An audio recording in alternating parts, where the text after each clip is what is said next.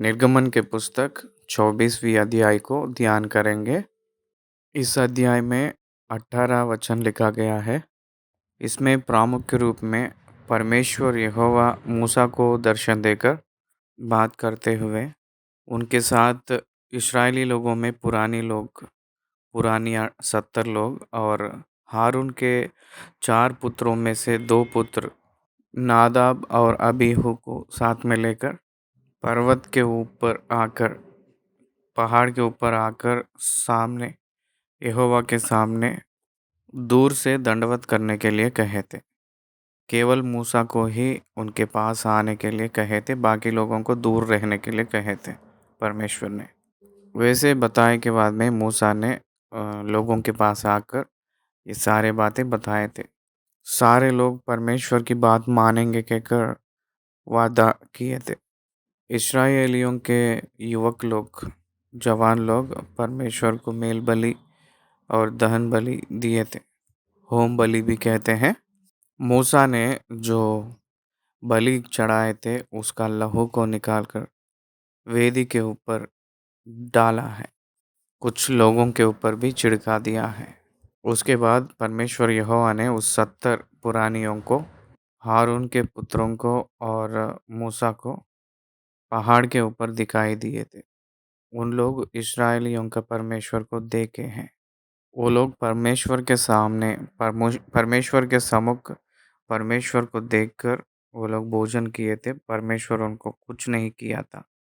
उसके बाद परमेश्वर ने मूसा से कहा था कि पहाड़ की चोटी के ऊपर आकर वहाँ रहना है कहकर। वहाँ परमेश्वर जो बताया था वो 10 आज्ञाओं को पत्थर की पटियाएं के ऊपर लिखकर देंगे कहकर बताए थे। मूसा ने पहाड़ के ऊपर चढ़ने के लिए तैयार हो गया था। यहोशू ने पर्वत के नीचे खड़े होने के लिए इच्छा रखा। हारून और हूर लोगों के बीच में रहकर लोगों की सेवकाई करने के लिए, लोगों के बीच में रहकर उन लोगों को चलाने के लिए इच्छा रखे हैं। और मूसा पहाड़ के ऊपर चढ़ गया था। मूसा ने कहे थे कि वो सारे पुरानियों को कहा था कि जब तक हम आएंगे नहीं तब तक यहीं रह जाओ कहकर कहा था। यदि किसी का मुकदमा हो तो उन्हें हारून और हूरून के संग जाने के लिए कहे थे, उनके पास जाने के लिए कहे थे। जब मूसा पर्वत पर चढ़ गया था, बादल पर्वत को छा लिए। यहोवा के तेज ने सीनाई पर्वत पर निवास किया। बादल उस पर 6 दिन तक छाया रहा। 7वें दिन उसने मूसा को बादल के बीच में से पुकारा। तब मूसा को परमेश्वर ने बुलाया था, तो मूसा ने बादल के बीच में से प्रवेश करके पर्वत पर चढ़ गया था। तब मूसा पर्वत पर 40 दिन और 40 रात रहा। ये सारे बातें 24वीं अध्याय में लिखा गया था। पहले वचन से मनन करेंगे। फिर उसने मूसा से कहा, तू हारून, नादाब, अबीहू और इस्राएलियों के 70 पुरानियों समेत यहोवा के पास ऊपर आकर दूर से दंडवत करना। यहोवा के पास आकर दूर से दंडवत करना। बाइबल के ग्रंथ में अब्राहम परमेश्वर को दंडवत किया कहकर हमको दिखाई देता है।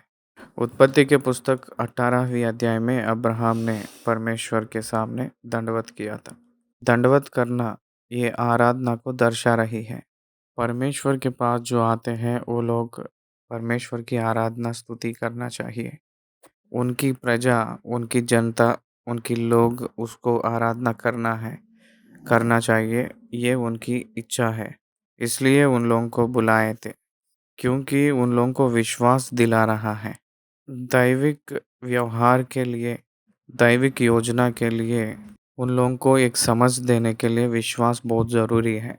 परमेश्वर उन लोगों के लिए क्या कर रहा है उसको यकीन करने के लिए उन लोगों को एक दर्शन दे रहे हैं परमेश्वर ने। मूसा से परमेश्वर ने कहे थे कि आप अकेले ही मेरे पास नज़दीक आना है, बाकी लोग कोई भी नहीं आना है कहकर, लोग कोई भी उसको चढ़कर नहीं आना है। मूसा ने उतर कर आया है और लोगों को जो परमेश्वर ने बताया था वो हर एक बात उन लोगों को बताया था और समझाया था। सारे लोग तो परमेश्वर जो बताया था वो हर एक बात हम करेंगे कहकर कहे थे। ये बहुत प्रामुख्य की चीज़ है। सब लोग एक ही स्वर से बोल उठे। लोग परमेश्वर जो कहा था उसको हम करेंगे कहकर अपने आप को यकीन किए हैं, अपने आप को बताए थे, अपने आप मानेंगे कहकर बोले थे। ये एक बहुत अच्छी बात है। ये एक अच्छी परिस्थिति है। परमेश्वर बात करते समय परमेश्वर की बात सुनने के लिए और उसके अनुसार चलने के लिए निर्णय लेना सब लोगों को बहुत ज़रूरी होता है। परमेश्वर की बात को आज्ञाकारिता होना हम लोगों को बहुत सुरक्षा के साथ महान आशीष भी मिलती है। वो इस्राएलियों ने अपने ज़िंदगी में, जीवन में पता कर लिए, जान लिए हैं। 14वीं वचन। तब मूसा ने यहोवा के सब वचन लिख दिया और बड़े सवेरे उठकर पर्वत के नीचे एक वेदी और इस्राएलियों के 12 गोत्रों के अनुसार 12 खम्भे भी बनवाए। तब उसने कई इस्राएली जवानों को भेजा, जिन्होंने यहोवा के लिए होमबलि और बैलों को मेल बलि चढ़ाए। और मूसा ने आधा लहू लेकर कटोरों में रखा और आधा वेदी पर छिड़का दिया। तब वाचा की पुस्तक को लेकर लोगों को पढ़कर सुनाया। उसे सुनकर उन्होंने कहा, जो कुछ यहोवा ने कहा है उस सब को हम करेंगे और उसकी आज्ञा मानेंगे। परमेश्वर जो भी बातें कह रहे हैं वो पूरा ग्रंथ में लिखा था। मूसा ने वाचा के बारे में बात कर रहा है। उस समय लोग उसको मानने शुरू किए थे, मानेंगे कहे थे।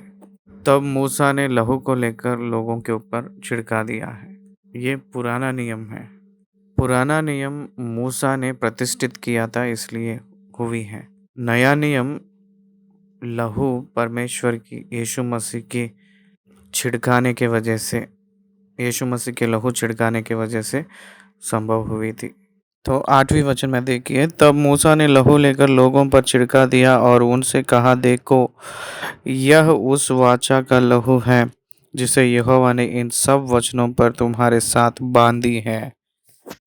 तब मूसा, हारून, नादाब, अबीहू और इस्राएलियों के 70 पुरानियों ऊपर गए और इस्राएलियों के परमेश्वर का दर्शन किया और उसके चरणों तले नीलमणि का कबूतर सा कुछ था, जो आकाश के तुल्य ही स्वच्छ था। वो लोग वो लोग ऊपर जाकर परमेश्वर को दर्शन लिए हैं, परमेश्वर का। वो लोग दूर से दंडवत किए थे। वो लोग परमेश्वर को देखे हैं। इसका मतलब ये pre incarnated Jesus Christ, the appearance of the angel in old testament. पुराना नियम में दर्शन किए हुए यीशु मसीह को कोई भी ना देखा है, उस परमेश्वर को दिखाया है। वो परमेश्वर यीशु मसीह, वो यीशु मसीह ही है, उनको देखे हैं। अब्राहम के बारे में भी यूहन्ना के रचित सुसमाचार में वही बताए थे परमेश्वर ने। आपके पिता अब्राहम ने मुझे देखने के लिए बहुत इच्छा रखे थे और देखकर बहुत मगन हुआ था, कहकर बताए थे।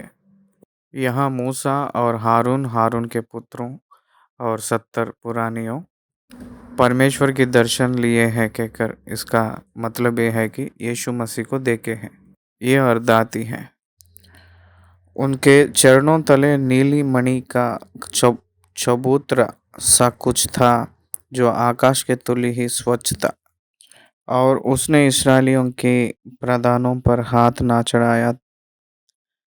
तब उन्होंने परमेश्वर का दर्शन किया और खाया पिया। यीशु मसीह से फेलोशिप, संगति परमेश्वर ने नियुक्त किया है कहकर यहाँ हम लोगों को समझ में आ रही है। यीशु मसीह के जरिया परमेश्वर की संगति के लिए हम लोगों को बुलाया जा रहा है। नया नियम में यीशु मसीह के जरिया हम लोग परमेश्वर की संगति करते हैं कहकर बताती है।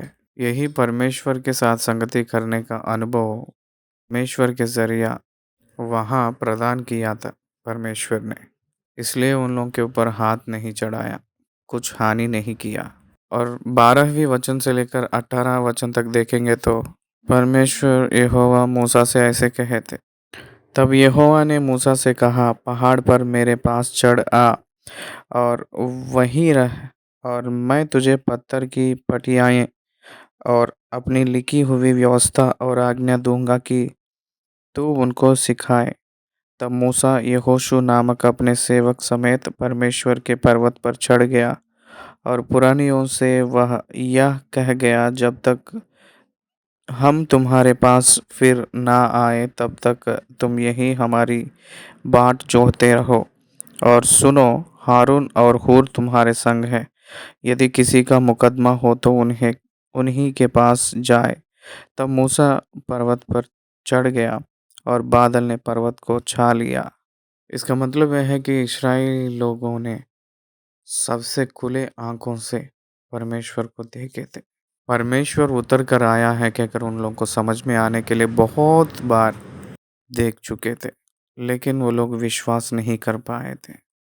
वो लोग कितने धन्य थे, लेकिन विश्वास नहीं कर पाए थे, यकीन नहीं कर पाए थे, आज्ञाकारिता नहीं हुए थे। देखकर भी आज्ञाकारिता नहीं हो पाए थे, विश्वास नहीं कर पाए थे।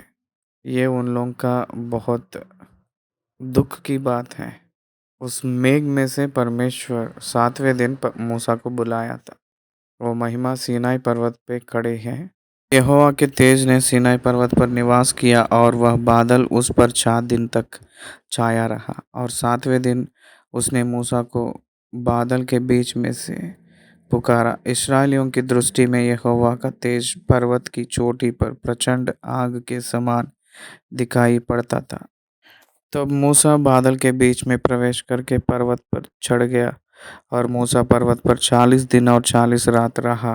ये पहली बार, सबसे पहली बार मूसा ने वो पत्थर की पटियाएं लाने के लिए गए। सो जब 40 दिन परमेश्वर के सम्मुख में है कहकर हम लोगों को निवास किया कहकर यहाँ दिख रहा है। इसलिए 24वीं अध्याय में मूसा ने आज्ञाओं को लाने के लिए परमेश्वर की बात के अनुसार सीनाई पर्वत के ऊपर जाने से परमेश्वर उनके साथ 40 दिन निवास करते हुए मूसा को 2 पत्थर की पटियाएं में परमेश्वर की आज्ञाओं को लिखवा कर मूसा को देकर भेजा था।